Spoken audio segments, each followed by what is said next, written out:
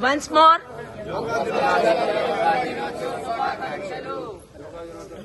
అంతర్జాతీయ యోగా దినోత్సవ శుభాకాంక్షలు. వర్ధిల్లాలే ప్రపంచ యోగా దినోత్సవం. వర్ధిల్లాలే ప్రపంచ యోగా దినోత్సవం. లేడీస్ యోగా దినోత్సవ సందర్భం అంతర్జాతీయ యోగా